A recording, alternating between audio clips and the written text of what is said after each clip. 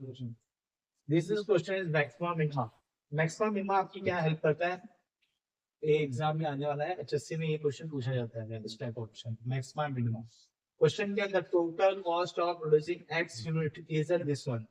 समझो आपने कोई एक्स यूनिट, समझो पेन है, ये पेन है, आप इसको एक्स यूनिट आपने प्रोड्यूस किया। एक्स यूनिट मतलब नंबर नहीं बता रहा है, नंबर को वो वेरिएबल में बता रहा है, 100 200 300 ऐसा नहीं बता रहा, बोल रहा है कि एक्स यूनिट आपने इस पेन को बनाया अपनी कंपनी में। तो बनाने पे तुम्हारा जो कॉस्ट प्राइस है, उस बनाने में जो कॉस्ट प्राइस है पेन को बनाने में, नंबर ऑफ पेन आपने कितना बनाया, नंबर ऑफ पेन आपने एक्स यूनिट बनाया, नंबर ऑफ पेन आपने कितना बनाया x unit.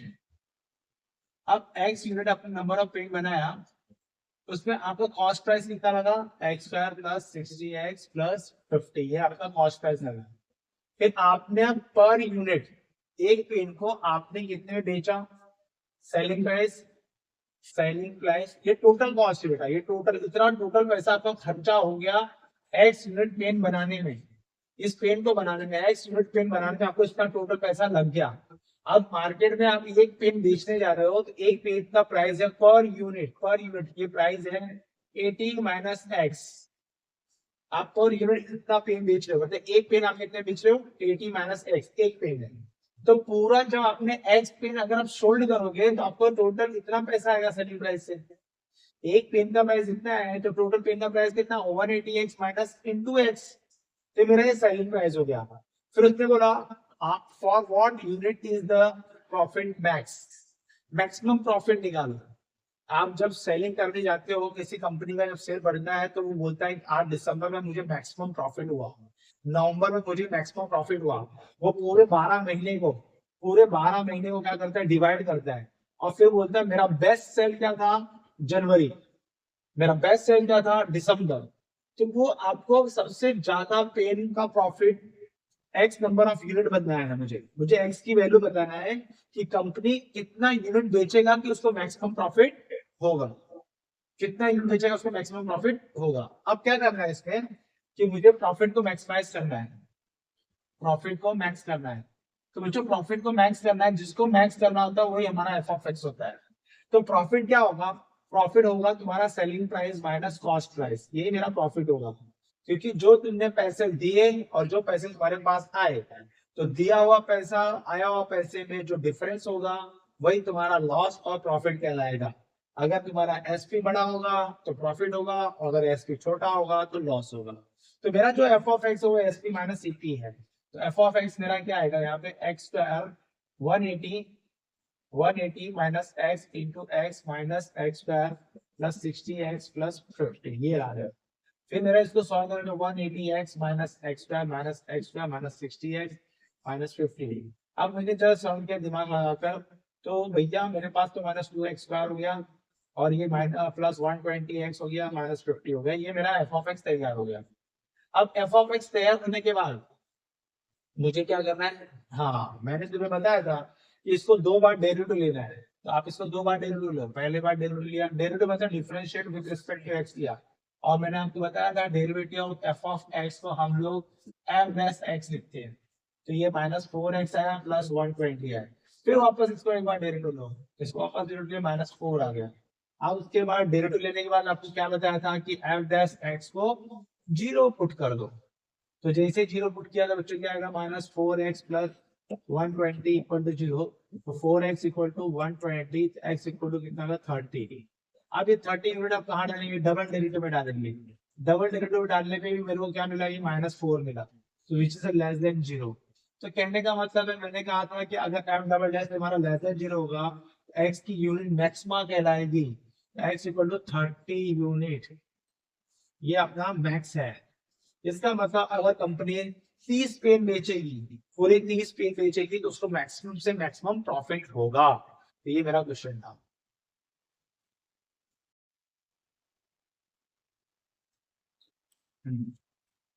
F of x को एक्स होगा, तो इसको मुझे बताना है कि यार ये फंक्शन का मैक्सिमम बताना है, इस फंक्शन का क्या बताना है, maximum minimum, determine the maximum and minimum. तो अब चलिए, अब फिर वही कारण बच्चों, इसका मैंने डेरिवेटिव लिया, तो इसमें यू टू की लगाओ, log of derivative of log x plus log x derivative of x, f dash x होगा x into one upon x plus log x into one कर लिया, f डैश x है one plus log x। फिर वापस से इसका आपको इसमें मैक्सिमम मिनिमम डिटरमिनेंट करना है, वापस से इसका डेरिवेटिव करोगे, आपका डेरिवेटिव होगा वन अपॉन एक्स। फिर आप क्या करोगे, f डैश x को जीरो पुट करोगे, one plus log x equal to zero, one plus log x equal to zero. अगर आप चेक करेंगे तो log x इक्वल टू आपको क्या मिलेगा, minus one, e raise to minus one equal to x।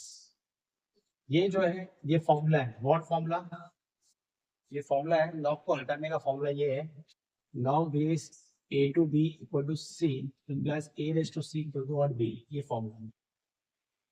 log base a to b equal to c a raise to c equal to और b, ये formula है। तो यहाँ पे बेस क्या है, e है, e raise to minus one, ये आ गया फॉर्मूला। मेरे को x की वैल्यू आ गई one upon E got the value of x। अब मुझे क्या करना है, इसमें डबल डेरिवेटिव डालना है। डबल डेरिवेटिव क्या है, ये रहा वन अपॉन x, इसमें पुट करना है। इसमें मैं पुट किया तो वी गॉट e, पर e कौन है बंदा, जीरो से बड़ा है, ये ग्रेटर देन जीरो, मतलब मुझे ये ग्रेटर देन जीरो मिला, तो ये क्या हो जाएगा, x equal to one upon e at x equal to one is minimum है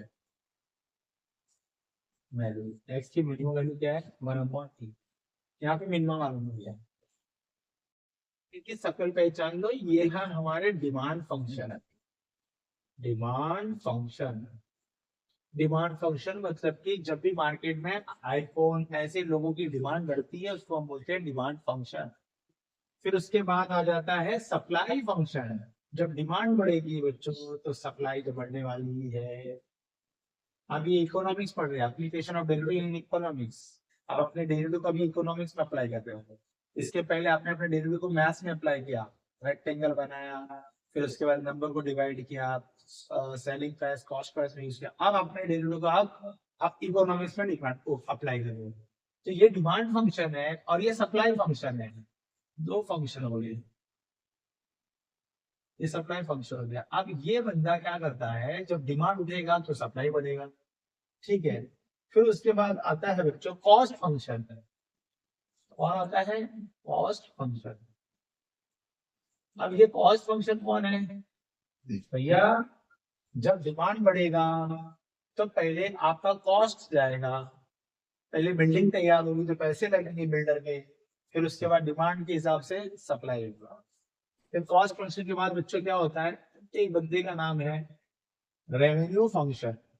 ये रेवेन्यू क्या है सर, जब आप कोई चीज बेचने ले आते हैं और बेचने के बाद जो पैसा आपकी जेब में आता है that is a revenue function. फिर उसके बाद सबको प्यारा सबसे दुलारा हमारा प्रॉफिट फंक्शन, प्रॉफिट फंक्शन। ये पांचों की एक शक्ल याद रखो, ये कौन कौन है। अब उसमें होता ही क्या है, demand function, supply function, cost function, revenue function, profit function, ठीक है। डिमांड फंक्शन में एक नाम और है प्राइस फंक्शन, एक नाम और है प्राइस फंक्शन, ठीक है। अब होता क्या है, इनकी क्या रिलेशन, एक दूसरे से कैसे रिलेट करते हैं वो देखना है। अब यहाँ पे होता है क्या बच्चों, जो कॉस्ट फंक्शन है, कॉस्ट फंक्शन, कॉस्ट फंक्शन जो है हमारा, ये बंदा, ये कॉस्ट फंक्शन, ये मुझे बंदा है, ये कॉस्ट फंक्शन है। और हमारे पास प्रॉफिट फंक्शन। अब ये कॉस्ट फंक्शन और प्रॉफिट फंक्शन, अब ये देखो दोनों में क्या रिलेशन है। अब मैंने अगर तुमको बोला कि profit function equal to revenue function minus cost function, हम ऐसा नाम देते हैं RX minus CS, profit function. Profit function क्या होता है, जब तुम्हारे पास जो पैसा आता है रेवेन्यू, जैसे तुमने कोई बिल्डिंग बनाया तो उसमें पहले क्या गया, पैसा गया। फिर उसके बाद तुमने बिल्डिंग के हर फ्लैट को सेल किया तो तुम्हारे पास क्या है, रेवेन्यू आया। जब पूरी बिल्डिंग सोल्ड आउट हो गया उसके बाद आप बैठ के कलेक्शन करोगे, यार मैंने कितना पैसा डाला और मेरे पास कितना पैसा आया, तो रेवेन्यू माइनस कॉस्ट, जो तुम्हारे पास पैसा आया उसमें से अपने कॉस्ट को निकालने के बाद जो बचेगा that is your profit function. तो ये बात होती है। लेकिन कभी कभी क्या होता है, रेवेन्यू को ढूंढने के लिए मुझे क्या करना पड़ता है, रेवेन्यू ढूंढने के लिए मुझे डिमांड फंक्शन के पास जाना पड़ता है। डिमांड फंक्शन मतलब कि एक फ्लैट का प्राइस है 10 रुपया, तो मैंने 100 फ्लैट बेच दिए, तो मेरे पास कितने रेवेन्यू आ गए? 1000। तो तुमने क्या किया? प्राइस को डिमांड के साथ मल्टीप्लाई किया, फ्लैट के नंबर के साथ मल्टीप्लाई किया। तो demand function into price always revenue function. आपका एक फ्लैट का डिमांड कितना था, कितना प्राइस था, आपने वो मल्टीप्लाई किया।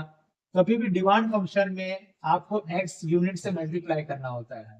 डिमांड मतलब क्या होता है? एक फ्लैट का प्राइस 10 रुपया था, आपने एक्स यूनिट माल बेचा, तो यहाँ पे डीएक्स हो जाएगा। तो यहाँ पे आपका रेवेन्यू बराबर क्या होता है? प्राइस फंक्शन इनटू, हम लोग ऐसे भी लेते हैं इसको, ऐसे भी लेते हैं, ऐसे लेते हैं, डिमांड इनटू एक्स और प्राइस इनटू एक्स, ये नाम होता है। एक्स मतलब नंबर ऑफ यूनिट, डिमांड मतलब कि आपने वो कितने में खरीदा, कितने में बेचा। यूनिट वो माल 10 यूनिट बेचा, 15 यूनिट बेचा।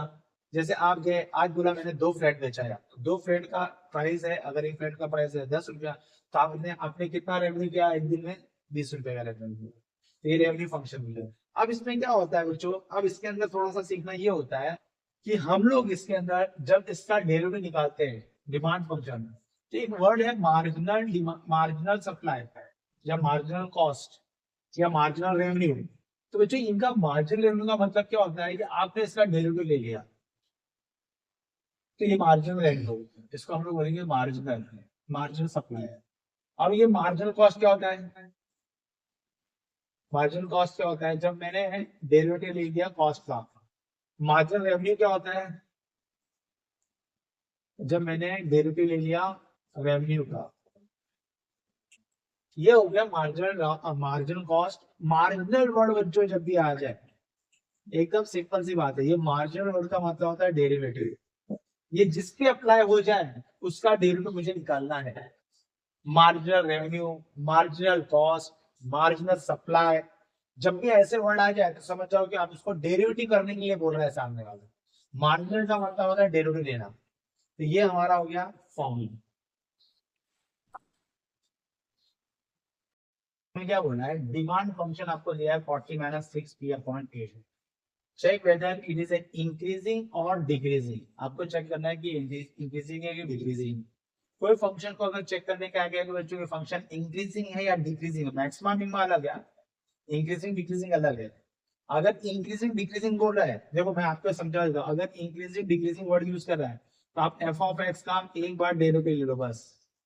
और मैक्सिमम मिनिमम बोल रहा है तो एफ ऑफ एक्स का आप कितनी बार डेरिवेटिव लोगे? एफ ऑफ एक्स का आप 2 बार डेरिवेटिव लोगे।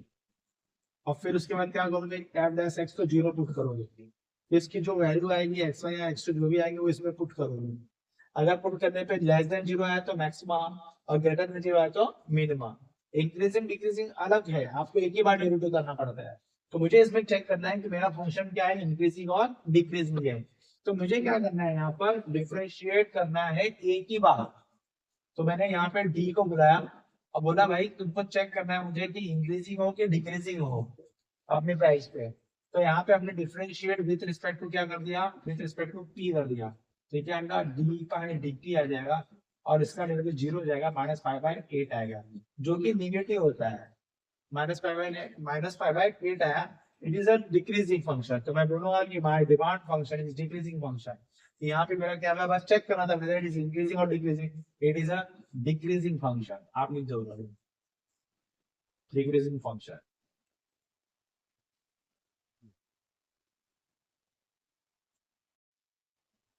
अच्छा क्वेश्चन क्या है आपको जरा ध्यान से देखो। ये प्राइस फंक्शन है, ये डी डिमांड है। पी बराबर 183 प्लस 120 डी माइनस 3d², ये ऐसा दिया equation. P is the price, D is the demand. Find D, मुझे डी ढूंढना है। फॉर विच, इस पे व्हेन प्राइस इज इंक्रीजिंग, जब प्राइस इंक्रीज करता है। ये लाइन पढ़ते हुए जो दिमाग समझ में आ जाए, प्राइस इज इंक्रीजिंग का मतलब होता है D V by D T greater than 0। Price increasing का मतलब होता है कि उसका डेरिवेटिव ग्रेटर देन 0 है। बस यही समझ में आपको। तो जब ये इसका डेरिवेटिव ग्रेटर देन 0 है तो इसका डेरिवेटिव निकाल लो। तो इसका differentiate with respect to D लगेगी हमको, तो हमारे पास इसका क्या आएगा? डीवी बाय dt आएगा 0 प्लस 120 माइनस 6 डी आएगा, जो हम ग्रेटर देन 0 बोलेंगे। तो इसमें हो जाएगा 120 इक्वल टू 6D, ये रहेगा 20 डी। इसका मतलब प्राइस, डिमांड हमको क्या निकालना, find D for which price increasing. आपका प्राइस कब इंक्रीज होगा, जब डिमांड लेस देन 0.20 होगा, मतलब demand belongs to minus infinity to, मतलब demand is less than 20। Demand जब लेस देन 20 होगा तो प्राइस हाई होगा। आप समझे मेरी बात। किसी चीज का डिमांड अगर अगर उसका डिमांड 20, अगर 20 ही डिमांड है तो उसका प्राइस क्या रहेगा, बहुत हाई रहेगा। अगर डिमांड बढ़ गया तो प्राइस कम भी हो सकता है। कोई कोई बोलता है ना यार मेरे से इतना मान लो तो मैं तुम्हारा प्राइस कम कर दूंगा, तो उसने बोला भाई प्राइस इंक्रीजिंग, प्राइस कब तक इंक्रीज रहेगा, जब डिमांड 20 के नीचे रहेगा। जैसे डिमांड 20 के ऊपर क्रॉस होगा तो प्राइस डिक्रीज होने लगेगा। इसका कॉन्सेप्ट यही था।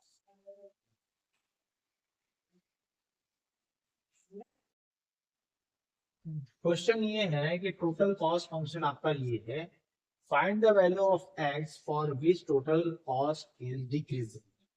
क्या कहने का मतलब है कि उसने बोला कि बच्चों आप किसी कंपनी में, वो बोलता है कि अगर मैं एक्स यूनिट माल बनाऊंगा तो मेरा कॉस्ट डिक्रीज हो जाएगा, अगर मैं एक्स यूनिट माल बनाऊंगा तो मेरा कॉस्ट इंक्रीज हो जाएगा।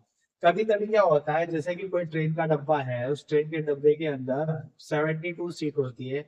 अगर समझो वहां पे 10 लोगों ने बुकिंग कराया तो रेलवे का कॉस्ट क्या हो गया, इंक्रीज हो गया।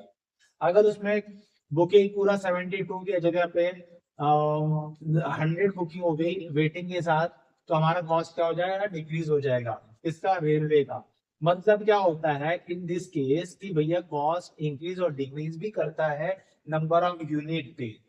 नंबर ऑफ यूनिट आप कितना प्रोडक्शन कर रहे हो, कि मैंने इतना प्रोडक्शन करूंगा तो मेरा कॉस्ट डिक्रीज हो जाएगा, मैं इतना प्रोडक्शन करूंगा तो मेरा कॉस्ट इंक्रीज होगा। कभी कभी आप लोग बात करते हुए सुनते होंगे कि भैया हम लोग उसी ट्रेन से आ रहे थे, अगर आप इतना माल दे दोगे तो मेरा कॉस्ट ऑफ फ्रेट डिक्रीज हो जाएगा, अगर माल ज्यादा दे दोगे तो वो इंक्रीज हो जाएगा, माल ज्यादा रहेगा इंक्रीज डिक्रीज, ऐसी बातें बहुत सुने होंगे। तो बच्चे एक्स यूनिट वो कह रहा है find the value of x.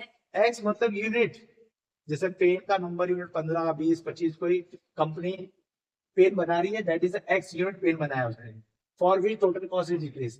तो वो कितना पेन बनाएगी कि उसका कॉस्ट डिक्रीज हो जाएगा, बरोबर है। तो हमें क्या करना होता है, डिक्रीज का जो भी वर्ड आ जाए तो इसका मतलब वो डेरिवेटिव बोल रहा है, जो DC by DX, decrease by zero. तो यहाँ पे हम डेरिवेटिव निकालेंगे, ये जीरो हो जाएगा, प्लस 600 आएगा, minus 6x less than zero आएगा, 600 इज 6x आएगा, तो ये 100 और x। इसका मतलब कि जब तुम्हारा number of unit number of unit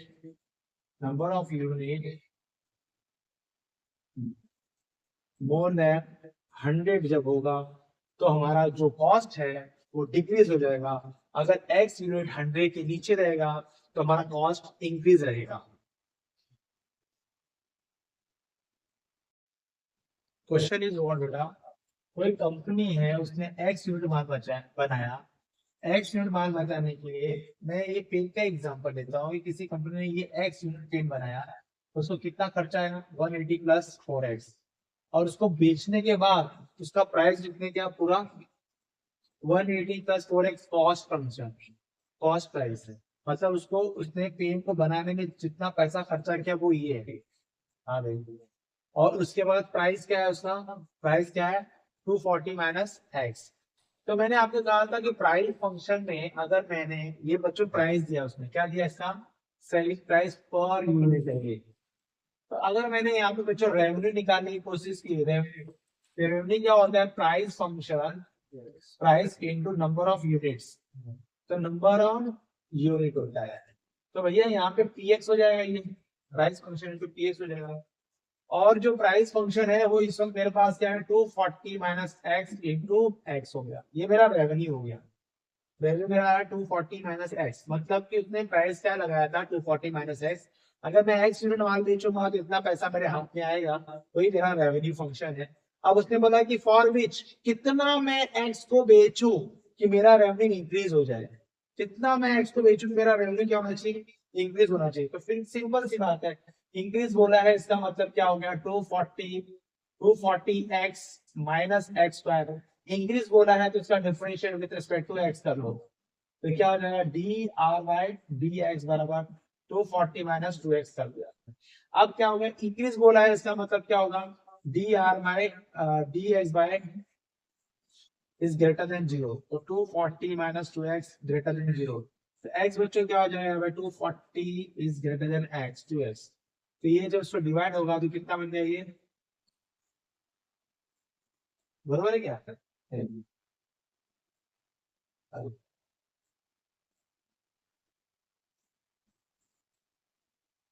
तो इसका मतलब कि x कितना यूनिट होना चाहिए, मोर देन 120। अगर तुमने x यूनिट मोर देन 120 बेचा तो तुम्हें मैक्सिमम रेवेन्यू आएगा, रेवेन्यू तुम्हारा इंक्रीज करेगा, मैक्सिमम नहीं इंक्रीज करेगा तुम्हारा रेवेन्यू।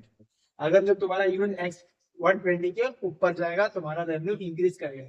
उसने बोला प्रॉफिट इज डिक्रीज, प्रॉफिट कब डिक्रीज होगा, अगर मैं कितना यूनिट माल बेचूं कि मेरा प्रॉफिट डिक्रीज होने लगेगा। तो ये मेरा क्या था, रेवेन्यू इंक्रीज हो रहा है, आप मुझे क्या बोला, प्रॉफिट डिक्रीज हो रहा है।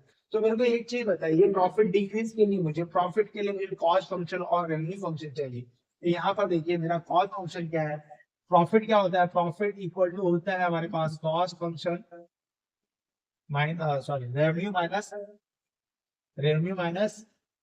Revenue minus cost function. तो रेवेन्यू मेरा क्या निकला, रेवेन्यू जो मेरे पास क्या है बच्चों 240x माइनस एक्स स्क्वायर है, और जो कॉस्ट फंक्शन मेरे पास क्या है 180 माइनस 4x हो जाएगा, क्योंकि अब ये दोनों को माइनस करेंगे हम लोग, तो ये होगा revenue function minus cost function is a profit. तो प्रॉफिट मुझे क्या करना है, प्रॉफिट को मुझे क्या करना है, डिक्रीज करना है। तो थोड़ा इसको सॉल्व करेंगे, क्या आएगा 240x minus x square minus 180 minus 4x आ रहा है क्या, माइनस एक्स स्क्वायर प्लस, अब यहाँ पे देखोगे अगर मैं इसको माइनस करूंगा प्रॉफिट को, तो प्रॉफिट बराबर क्या आएगा 240 माइनस एक्स स्क्वायर, और 240 में से 4 गया तो क्या बचेगा प्लस 236x माइनस 180। तो अब मुझे क्या करना है, प्रॉफिट को इंक्रीज कर डिक्रीज करना है, डिक्रीज करना है मतलब कि प्रॉफिट को डिक्रीज करना है तो लेस देन जीरो। तो लेस देन जीरो का मतलब हो गया तो इसका डेरिवेटिव निकालो, इसका डेरिवेटिव निकाला बच्चों तो minus 2x plus 236 less than zero, इसको उधर भेजो 236 लेस देन 2x, x बराबर क्या होगा, x बराबर होगा 1 ये आ गया हमारा, मतलब कि x का जब 118 से ज्यादा होने लगेगा, x यूनिट 11 से ज्यादा होने लगेगा तो प्रॉफिट मेरा डिक्रीज करने लगेगा, समझदारी नहीं फायदा है। तो ये डिक्रीज और इंक्रीज से ही कंपनी डिसाइड करती है कि मैं कितना माल बनाऊं और कितना माल नहीं बनाऊं।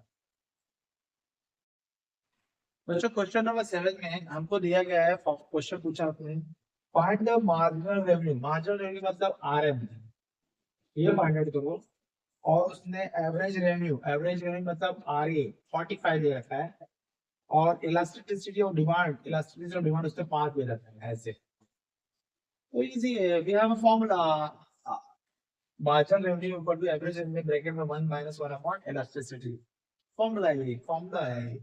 अभी हम लोग ने फॉर्मूला लगा, आर एफ बराबर होगा आर ए 1 माइनस 1 अपॉन ये, तो ये क्या हो जाएगा 45 1 माइनस 1/5, तो 45 ये क्या 4/5 होगा, 9 होगा 36, आर एम कितना है मेरे पास 36, सिंपल था ये, आपके ये फॉर्मूला लगा के काम करना है, ठीक है। अब यहाँ पे दूसरे में भी आप फॉर्मूला यूज कर सकते हैं, और फिर मेरा बॉस, चलो इलास्टिसिटी कितना दिया बेटा, इलास्टिसिटी दिया उसने आपको दिया है, फाइंड का ओ ये पूछा उसने, मार्जिनल रेवेन्यू आर एम बराबर दिया है 50, और प्राइस इज, प्राइस मतलब बच्चों एवरेज रेवेन्यू है, एवरेज रेवेन्यू को भी हम प्राइस फंक्शन बोलते हैं, ध्यान देना इस बात को। तो वो मुझे कितना दिया उसने 75 रुपए दिया है। अब ये फॉर्मूला यूज करो, बहुत प्यारा सा फॉर्मूला है, 50 इक्वल टू 75, 75 1 माइनस 1 बाई ये रहेगा 50 अपॉन 75 1 माइनस 1 अपॉन ये होगा। आप किसको काटेंगे, 25 दूना 25 3, 1 बाई ये हो गया, 1 माइनस 2/3 हो गया, ये 1/3 हो गया, एन माइनस 3 हो गया, ये आपको आंसर आ गया, प्यारा सा आंसर आ गया। तो बच्चों अब ये क्वेश्चन क्या पूछा है, डी बराबर P, DP DP D E, और क्या पूछा, elasticity of demand at P equal to 4। तो आपको ऊपर वाला फॉर्मूला लगेगा, अब नीचे वाला फॉर्मूला नहीं लगने वाला। अब यहाँ पे आपको ऊपर वाला फॉर्मूला लगेगा। तो इसमें क्या है, अपने पास फॉर्मूला क्या है, देखो, elasticity equal to minus P upon D into D type D T. तो चलो भैया सबसे पहले इसको फाइंड आउट करेंगे हम, चलो इसको फाइंड आउट करेंगे। इसमें लगेगा U upon V rule P minus 3 का होल स्क्वायर, मैं इसका डेरिवेटिव लेने जा रहा हूँ with respect to P, P minus 3 derivative of p plus 6 minus p plus 6 derivative of p से होगा derivative of p plus 3 p minus 3 sorry p minus 3 इसका डेरिवेटिव 1 होता है, p plus 6 इसका डेरिवेटिव 1 होता है, p minus 3 का whole square है, p minus 3 minus p minus 6 upon p minus 3 the whole square, ये गया -9 अपॉन p माइनस 3 का होल स्क्वायर। ये मुझे मिल गया भैया, ये मुझे मिल गया। अब क्या करेंगे यहाँ से भाई, यहाँ पे अब क्या करने वाले हैं लोग, ये मुझे मिल गया। अब फॉर्मूला क्या है, इलास्टिसिटी का फॉर्मूला क्या है, minus P upon D, D क्या है हमारा p plus 6 upon p minus, ये पूरा मेरा आ गया। और ये क्या है हमारे पास, -9 अपॉन p माइनस 3 का होल स्क्वायर, ये रहा। अब उसने क्या बोला है भाई, p की वैल्यू 4 डाल दो, 4। अगर थोड़ा सा सॉल्व करना चाहो बच्चों, तो ये थैला और ये थैला कैंसिल होगा, तो ये माइनस माइनस प्लस हो जाएगा, p 9p upon p plus 6 और ये p माइनस 3, 4 डाल देते हैं, 9 इंटू 4, 4 प्लस 6 और ये 4 माइनस 3, अब आ जाएगा 9 36, ये हो जाएगा 10, ये हो जाएगा 1, तो ये हो जाएगा 18/5, 18/5, ये हमारा आ गया इलास्टिसिटी। यार इलास्टिसिटी नंबर में आना चाहिए, पॉइंट में आना है, क्या गड़बड़ है यार, देखो तो चेक करो। इसमें क्या बोला, बैटरी का प्रोडक्शन ऑफ आरटी है, कितना आर्टिकल है, क्यू आर्टिकल है। नंबर ऑफ एक्स की जगह पे उसने क्यू का यूज किया है। स्टैंडिंग चार्ज आर 500, अब जेब से पैसे जा रहे हैं वो कितने जा रहे हैं, standing charge, labour charge 700, processing charge 550 Q. तो कॉस्ट फंक्शन क्या होगा बच्चा, कॉस्ट फंक्शन होगा by addition of 500 plus 700 plus 15 Q, ये हो गया कॉस्ट फंक्शन टोटल। ठीक है, तो यहाँ पे हमारे पास आएगा 1200 प्लस 550 क्यू, ये हो गया कॉस्ट फंक्शन। फिर उसके बाद आपको क्या पूछा है, रेवेन्यू। रेवेन्यू क्या होगा, रेवेन्यू क्या होता है, आर एक्स। तो ये क्या दिया सर, प्राइस ऑफ आर्टिकल, हाँ ये रहा प्राइस फंक्शन, वेरी गुड। तो प्राइस फंक्शन में हम क्यू से मल्टीप्लाई करेंगे तो रेवेन्यू आएगा, क्यू मतलब एक्स, प्राइस इंटू एक्स का होता है रेवेन्यू होता है ना, तो प्राइस फंक्शन किसे है और एक्स, तो प्राइस फंक्शन कितना होगा 1700 3Q और इंटू क्यू हो जाएगा, तो ये आ गया प्राइस रेवेन्यू हो गया। अब क्या करना है इसमें मेरे को रेवेन्यू को क्या करना है, रेवेन्यू निकालना है, तो रेवेन्यू निकाल लो भाई। तो 700Q माइनस 3Q मेरे हाथ रेवेन्यू है, मेरे हाथ कॉस्ट फंक्शन है।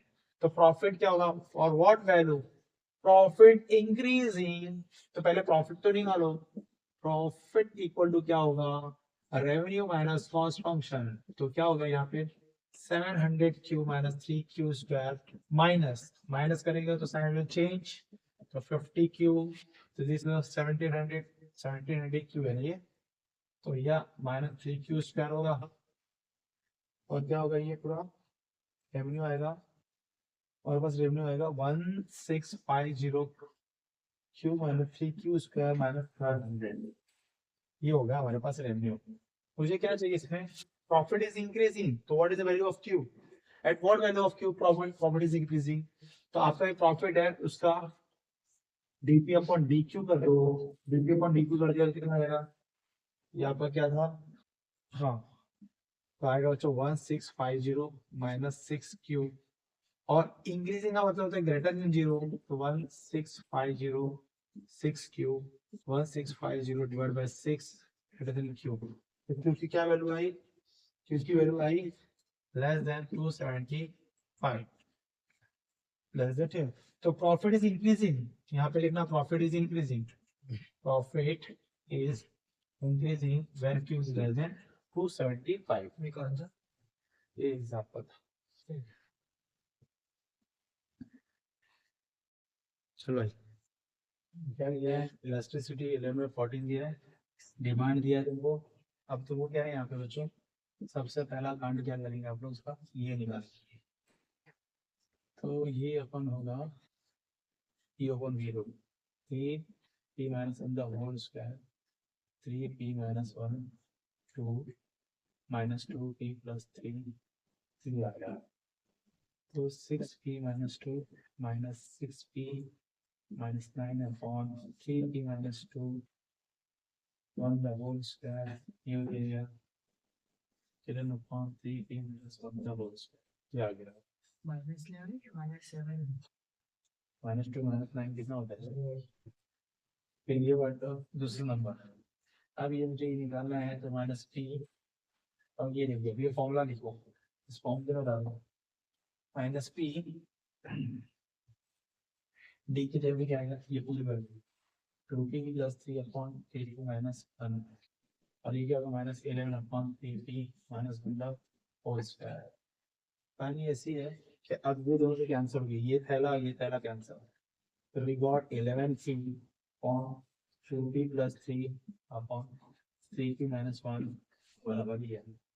अब कहानी ऐसी है, इसमें भी क्या पुट करना है, कुछ नहीं, मुझे पी की वैल्यू निकालनी है। पी ये भाई साहब उसने दे रखा है 11/14, हमने यहाँ पर डाल दिया 11/14 equal to 11p upon 3p sorry 2p plus 3 और यहाँ पे 3p माइनस 1, 11 कैंसिल हो गया, इसको उधर फेंकेंगे तो 2p प्लस 3 और 3p minus 1 equal to 40p आएगा, ब्रैकेट ओपन करो तो ये आएगा आपके पास 6p square minus 2p plus 3p minus 3 equal to 14p, तो आएगा ये पे 6p स्क्वायर जो होगा p उसको उधर भेजो तो माइनस 13p माइनस 3 बराबर 0, तो ये जगह 6 3 जा 18 आएगा, 18 का ऐसा फैक्टर करके प्लस 13 आना चाहिए, 13 नहीं सॉरी, ये आपको आएगा p आया p प्लस p, तो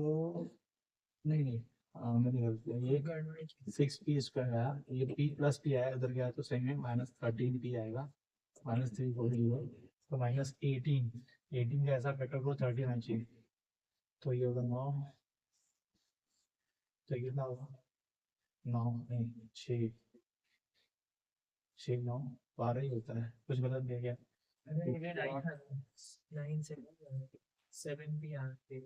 7 भी कैसे आएगा, तो 6p square minus 2p 9p sorry इधर 9 है 9p, तो 9p आया तो बच्चों कितना हो जाएगा अभी पूरा 6p स्क्वायर 9p 14 तो जाएगा, तो 9 और प्लस 2 कितना हो जाएगा अपने पास 7 प्लस 7 और ये माइनस 7 भी आएगा सॉरी माइनस 7 भी आया तो भी तो नहीं हो रहा फैक्टर 18 ना, अभी क्या है 9 2 हाँ, तो 6p square minus 9p plus 2p minus 3 equal to 0, तो 3p को बाहर निकाला तो 2p minus 3 plus 2p minus 3 equal to 0, तो प्राइस फंक्शन क्या आएगा बच्चों यहाँ पे, प्राइस फंक्शन आएगा 2p minus 3 equal to 0 and 2p यहाँ पे हाँ 3p प्लस 1 आएगा और 2p माइनस 3 इक्वल टू 0 आएगा, तो ये 3p प्लस 1 इक्वल टू 0 रहेगा, तो p का वैल्यू आएगा 3/2, p का वैल्यू माइनस 3/3, ये तो नेगेटिव होता नहीं, तो प्राइस आया 3/2 प्राइस है। देखो ये फॉर्मूला ये दिया हुआ है, ये आपका क्वेश्चन है, आपको ये तीन चीज है 1 2 3 4, average percentage of consumer, average percentage of marginal, formula क्या है, पहला AEC मतलब AEC, ये कैसे निकलेगा, इसको आई से, यहाँ पे x होता है ये तो आई, यहाँ पे इंटेंसिटी किस फॉर्म में आई के फॉर्म में, तो आप इसको आई से डिवाइड करो। यहाँ पे मैंने x लिखा है, तो ये आई x का रोल कर रहा है। अगर आपको नहीं जमता है तो आप इसको थोड़ा टाइम ऐसे लिखो, लेट आई बराबर x, और इसको चेंज कर सकते हो, एग्जाम्पल कुछ नहीं बोलेगा, आप इसको ऐसे चेंज कर सकते हो। आपको अगर ऐसे लिखना है तो लिख सकते हो, लेकिन यहाँ पे आपको लिखना पड़ेगा आई वी टुक x। नाउ अब निकाल सकते हो ए टू सी, क्या हो गया, x से डिवाइड हो गया 0.0003 x square divide by x 0.075 x x x cancel x x cancel, तो क्या है 0.0003 x प्लस 0.075, ये आ गया मेरे पास, पहला टर्म आ गया। फिर निकालोगे MPC, MPC क्या होता है, इसका EC का डेरिवेटिव लेने का मतलब इसका डेरिवेटिव ले लो, तो डेरिवेटिव ऑफ लिया तो क्या आएगा, 2 से मल्टीप्लाई करो क्या आएगा 0.0006x प्लस 0.075, ये आ गया आपके पास, एक्स से घट गया तो डेरिवेटिव क्या था, ये आ गया।